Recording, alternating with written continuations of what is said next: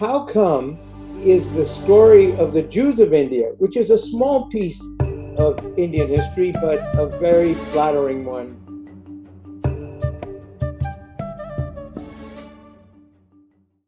M.R.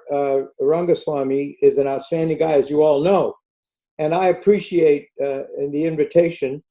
I do want to have a little fun with him, though, today by asking, why would he ask me to speak about my childhood in India? And you are not exactly the audience that needs to be given lectures about childhoods in India. So I can tell you this, when I told him I was born and raised in Bombay, he was surprised. He said, really? How come? Well, he could have asked me, to speak about my being in the State Department, being the first Indian-born federal judge, but he wanted to know about my childhood. And I want to talk a little bit about that issue of how come.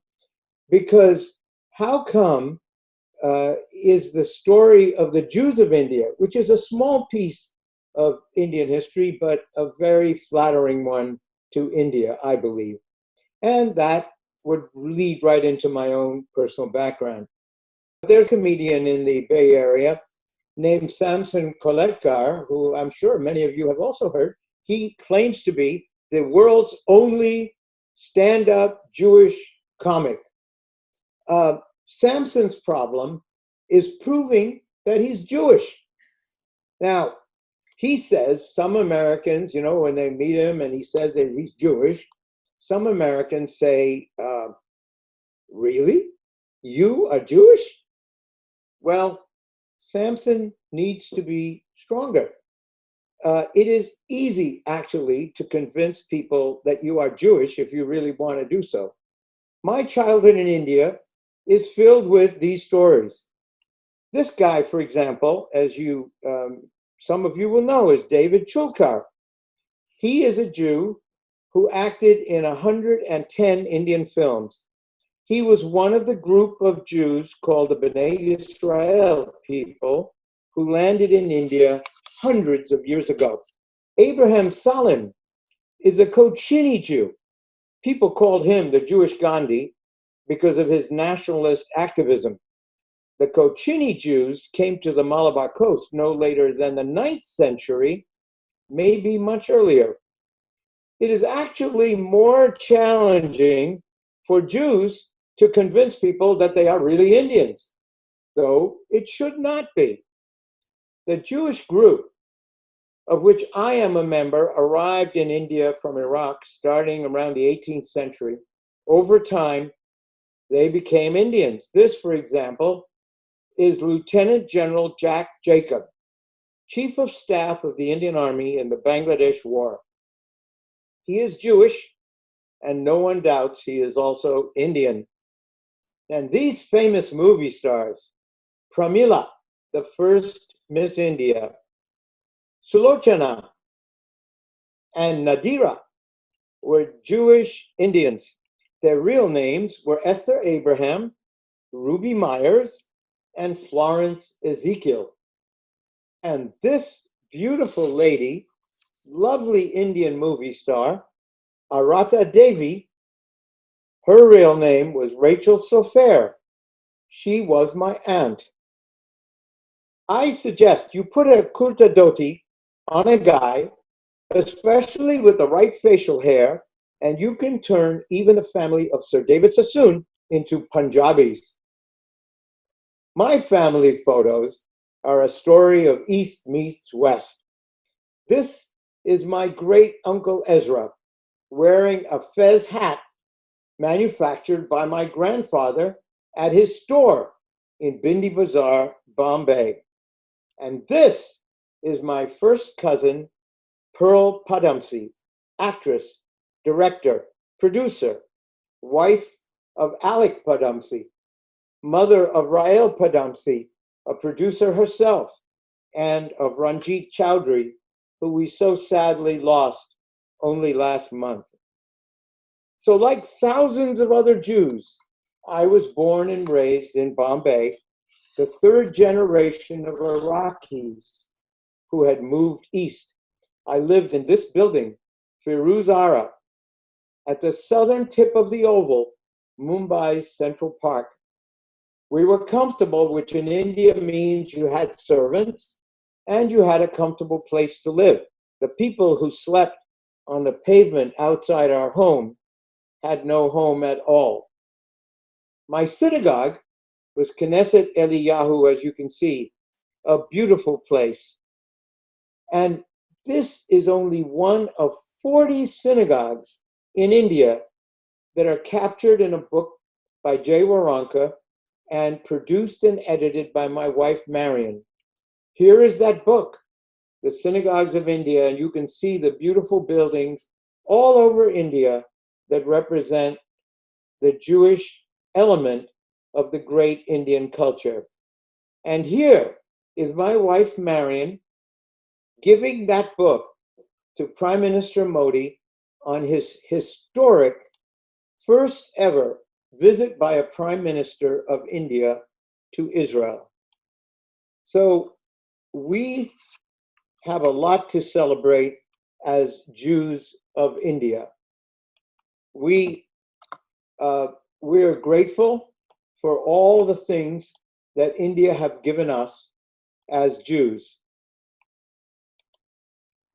The fact is that when the synagogue that I grew up in was restored, I expressed my gratitude above all to the people and government of India that enabled our community to thrive in peace while other governments destroyed our synagogues and murdered Jews. We Jewish Indians, of course, had our own culture and activities, but we were also part of the general Indian community. We attended the schools other Indians attended. For me, it was cathedrals.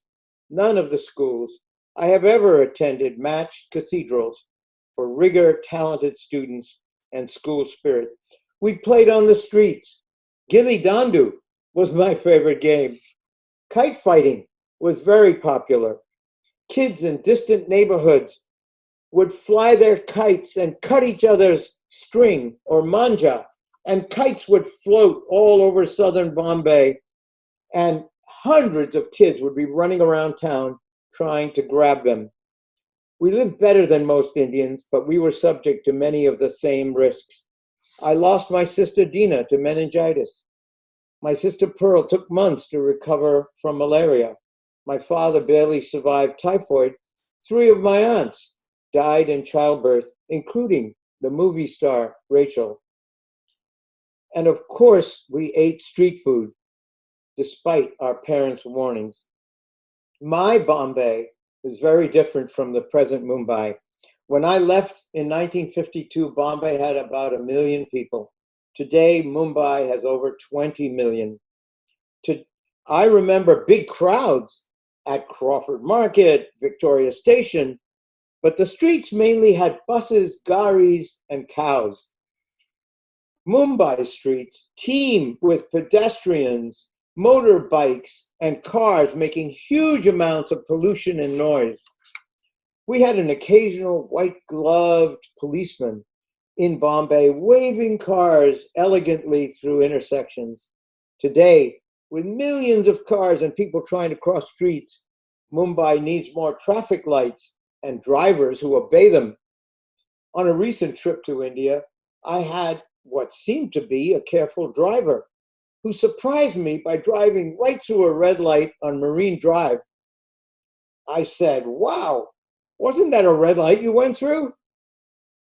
"Sir," he said, "that red light, you understand, sir, is in the wrong place.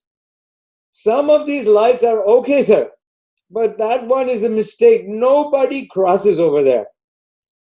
My only weak subject in school in Bombay was, sad to say, Hindi. Whatever I learned from my ayah and on the streets. At cathedral and at home, everything was in English, although my parents spoke Hindi and Arabic. My mom and dad often said, "Son, learn your Hindi. but they also told me I was leaving for America soon and for keeps.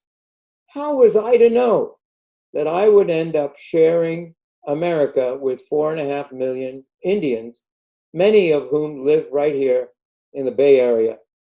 That India would adopt economic policies that are reducing poverty, that I would enjoy visiting India, and that US-India relations would be so good that I would become an overseas citizen. As for learning proper Hindi, the Arabs have a saying, learning when young is like etching on stone, learning when old is like writing on water.